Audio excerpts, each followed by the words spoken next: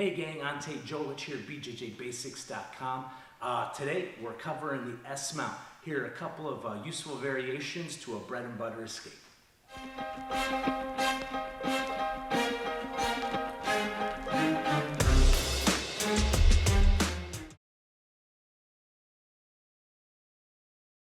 Escape in S mount.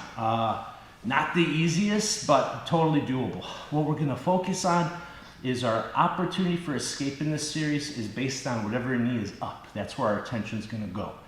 In the beginning, let's work on getting a frame, a hand really in between their leg and us, and then using that to get another joint like a shin or a knee in between us. So let's review real quick. S mount. Very often I got somewhat on my side. One knee is up, one knee is down. Sometimes it's what I call the front side knee, the knee I'm facing that's up. Sometimes, switch Michael, put this knee down. Sometimes it's the other one, the one behind me that's up. You can't predict, but know that whichever one is up, that's the one your attention's gonna go to. Let's get our focus on our arms for a second here. Whenever Mike has got this little diagonal shin, it's not parallel to my belt line, it's on a little bit of a 45 from hip to shoulder. That's when it's often going to be my top hand that's going to look to get in. I'm going to load my hips by putting my feet on the floor, and my hips drive to you and then away. And then as they came away, there's a little pocket to put my hand in. This now is the frame that tries to slow him as I exaggerate and keep moving away until I can get a shin in between the two of us. Scoot down. Sometimes you're gonna feel, there's a little bit more space here where you can bring this elbow in, or you brought it in early. You might not like the hip going forward and back. You might prefer to load your hips by bringing your feet to your hips, knees bent, and then do a little bridge over your shoulder. That jacks him up and it lets you get this elbow. Same process once you get something in. Back the hip up, insert a frame, insert a hook, I'm inserting the bottom side hook. When I insert this hook, I'm usually gonna come over into like a leg staple style pass. So what happens is this arm can go to the armpit, yoke of the hand in the armpit, and I'm gonna find his dead angle. And I'm gonna press him that way. Post if I need to here. If my leg is down, go ahead and close half guard.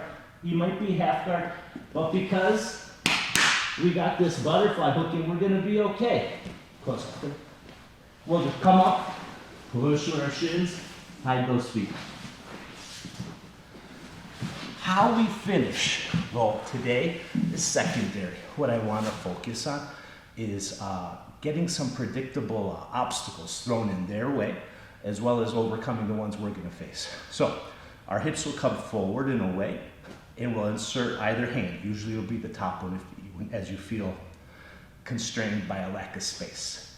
If there is room, by myself one time, the first one is my hips come forward, and as they vacate, I put my hand in that space, the yoke of the hand holding the ankle. Then I keep moving until I can insert a shin or a knee. This one I've been doing the bottom. Sometimes you'll feel like your elbow is nice and snug to your body, you had good reactions, or they just didn't peel it open yet, and you're able to bridge, pull your hand, elbow under your ribs, and now you got the yoke of the hand holding their ankle. Move away, insert a frame.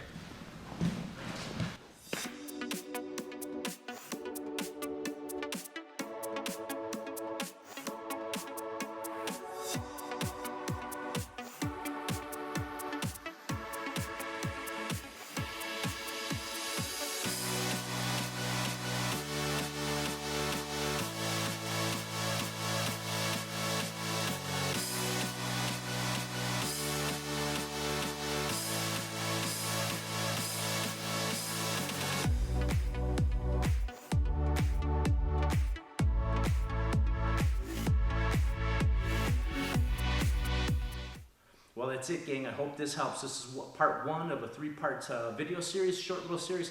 So please stay tuned for number 2 and 3. Have a good one.